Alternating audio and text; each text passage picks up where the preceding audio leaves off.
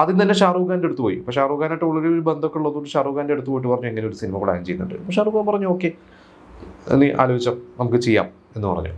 പിന്നെ പറഞ്ഞത് കജോൾ തന്നെയായിരുന്നു. അപ്പം പക്ഷെ കജോൾ ആ സമയത്ത് അജയ് ദേവഗനായിട്ടുള്ള കല്യാണമൊക്കെ കഴിഞ്ഞ് നിൽക്കുന്ന ഒരു സമയത്തുണ്ട്. കജോൾ ഇനിയിപ്പോൾ അഭിനയിക്കോ ഇല്ലയോ എന്നുള്ള അങ്ങനെ ഒരു ഡിസ്കഷനിൽ നിൽക്കുന്ന ഒരു സമയമാണ്. അപ്പോൾ കരൺ ജോഹർ പറഞ്ഞത് ഞാൻ കജോളിൻ്റെ അടുത്ത് പോകുമ്പോൾ തന്നെ കജോൾ റിജക്റ്റ് ചെയ്യും എന്ന രീതിയിലാണ് ഞാൻ പോകുന്നത്. അപ്പോൾ കജോൾ റിജക്റ്റ് ചെയ്താൽ ഞാൻ ഐശ്വര്യയുടെ അടുത്ത് പോകും, ഇങ്ങനെയാണ് മനസ്സിൽ. അപ്പോൾ അന്ന് മൊഹബത്തേനൊക്കെ നടക്കുന്നൊരു സമയമാണ്. അപ്പോൾ ഷാറൂഖ് ഖാൻ്റെ അടുത്ത് മൊഹബത്തിൻ്റെ ലൊക്കേഷനിലൊക്കെ പോയിട്ടാണ് കഥയൊക്കെ പറയുന്നത്. അപ്പോൾ കജോളിൻ്റെ അടുത്ത് ഇതുപോലെ തന്നെ ഒരു നേരിട്ട് പോയി കഥ പറഞ്ഞപ്പോൾ കജോൾ പറഞ്ഞു ഞാൻ ചെയ്യുന്നില്ല എന്നാണ് വിചാരിച്ചത്, പക്ഷേ ഇത് ഞാൻ ചെയ്യും. അപ്പോൾ കരൺ ജോഹറിന് അത്ഭുതമായി. ഓക്കെ, കജോൾ ചെയ്താൽ സന്തോഷം. അപ്പോൾ ഐശ്വര്യ എന്നുള്ള ആ ഒരു പ്ലാൻ മാറ്റി. അങ്ങനെ ഷാറൂഖ് ഖാനെയും കജോളിനെയും ഉറപ്പിച്ചു.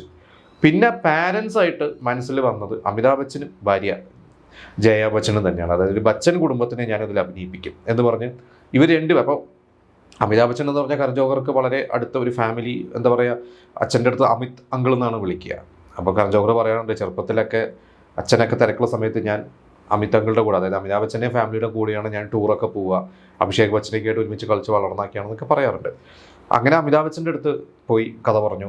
അമിതാഭ് ബച്ചൻ അന്ന് മൊഹബത്തേൻ എന്ന് പറയുന്ന ഒരു സിനിമ ചെയ്യണം. അതായത് അമിതാഭ് ബച്ചൻ സിനിമയിൽ നിന്ന് മാറി ബിസിനസ്സിനും കുറച്ച് കാര്യങ്ങളൊക്കെ ഇറങ്ങി പരാജയപ്പെട്ട് കുറേ പ്രശ്നത്തിൽ നിന്ന് വന്ന് മൊഹബത്തയിലൂടെ തിരിച്ചു. അതിന് മുമ്പ് നമുക്കറിയാം ഈ പറയുന്ന ബഡേ മിയ ചോട്ടെ മിയയിൽ അഭിനയിച്ചു. മൊഹബത്തേലും കൂടി അഭിനയിക്കുന്ന ഒരു സമയമാണ്. കോൻ ബനേഗ കരോർപതി ചെയ്യുന്നു. അപ്പോൾ വീണ്ടും തിരിച്ചു വരവിൻ്റെ ആ ഒരു സമയമാണ്. അങ്ങനെ അമിതാഭ് ബച്ചനോട് പോയി പറയുന്നു, അമിതാഭ് ബച്ചൻ ചെയ്യാമെന്ന് ഏറ്റു. അപ്പോൾ അമിതാഭ് ബച്ചൻ ഓക്കെ പറഞ്ഞു കഴിഞ്ഞപ്പോൾ കരൺ ജോഹർക്ക് കോൺഫിഡൻസ് കൂടി ഷാറൂഖ് ഖാനെ വിളിച്ച് പറഞ്ഞു, അമിതാഭ് ബച്ചൻ ഓക്കെ പറഞ്ഞു. അപ്പോൾ ഷാറൂഖ് ഖാൻ പറഞ്ഞു ധൈര്യമായിട്ട് നീ പ്രൊസീഡ് ചെയ്യുക എന്ന് പറഞ്ഞു.